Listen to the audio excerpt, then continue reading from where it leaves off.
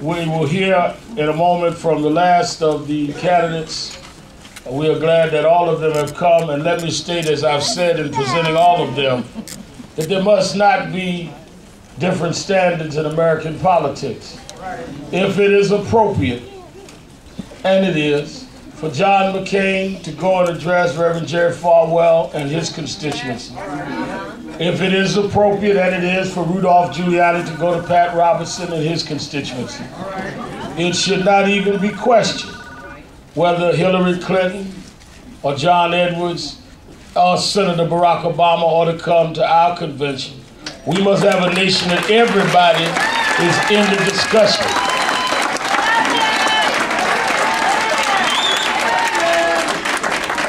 Let us recognize members of our national board and our chapter leaders around the country.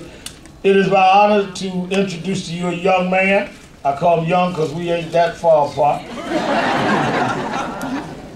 In fact, Ed was older than both of us, right? And they called him the young guy. A young man I met several years ago as he began running his race for Senate.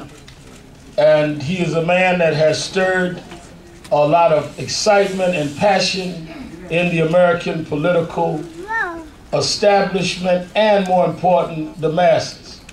As we embark on a new century, it is important to us that we have leadership in this country that understands the people of the country, not just the powers that be. And I want to say, everybody's saying, which way are we going to go? Any one of the 6 candidates running would be better to me than the one that presently sits in the White House.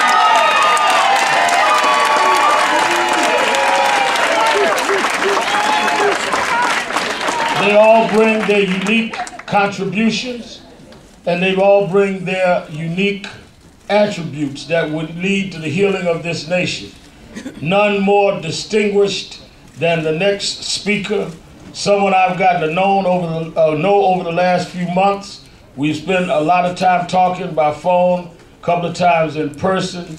He's a man that is candid.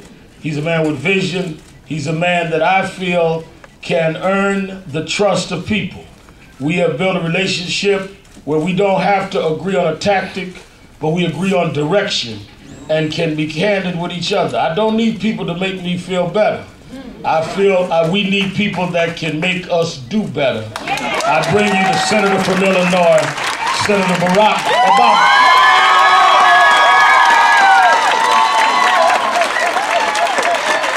Thank you. Thank you so much. Thank you. Thank you. Thank you, guys. Thank you. Thank you. Thank you very much. Thank you. Thank you, everybody. Thank you so much.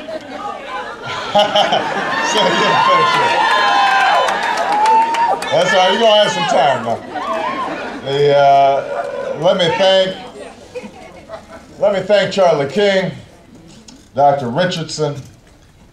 Most of all, let me thank Reverend Al Sharpton for bringing us all here together today in the Urban Action Network. I am proud to be a candidate for the presidency of the United States of America. But I am mindful that I wouldn't be here if it had not been for Reverend Al Sharpton running for president, and Carol Moseley Brown running for president, and Jesse Jackson running for president, and Shirley Chisholm running for president. They paved the way, and I stand on their shoulders.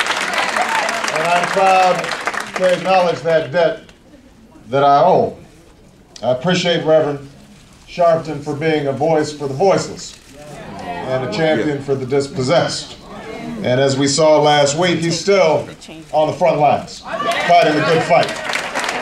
And we are thankful for his energy and his willingness to challenge the conventional wisdom. I'm also thankful that Reverend Sharpton has built this organization because what he understands is that change in America doesn't happen from the top down. Change happens from the bottom up. Change happens when millions of voices set the agenda. and hold those in power accountable to move that agenda forward. And that's why I'm so proud to have an opportunity to address all of you here today.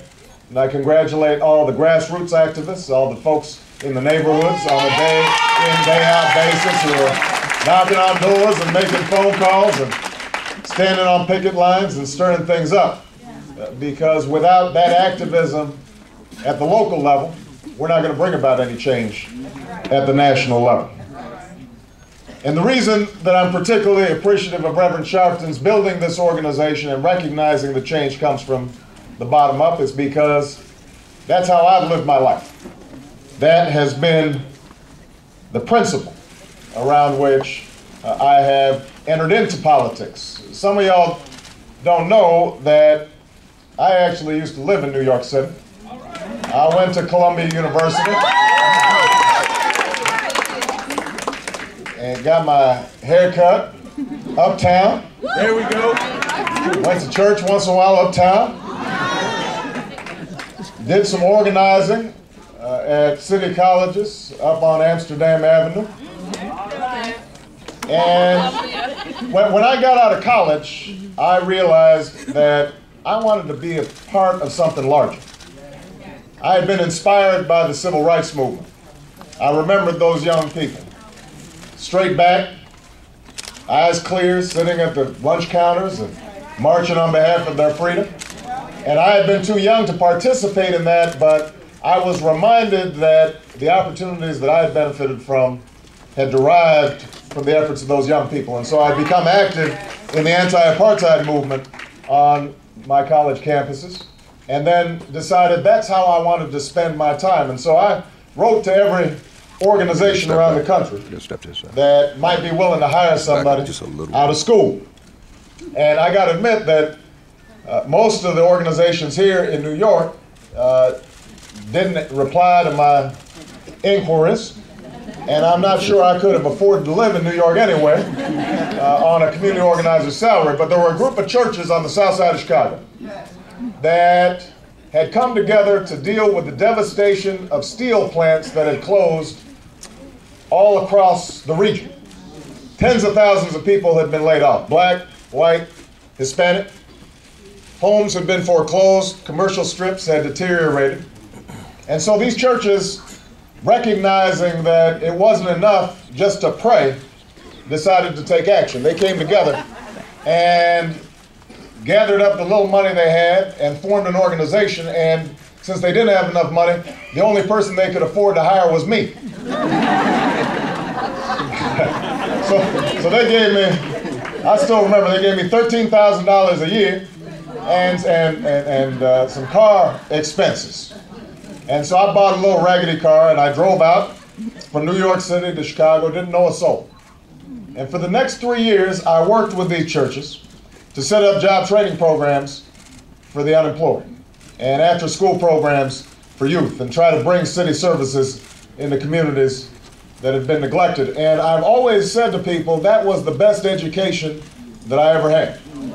Because what it taught me was that ordinary people can do extraordinary things when they're given an opportunity.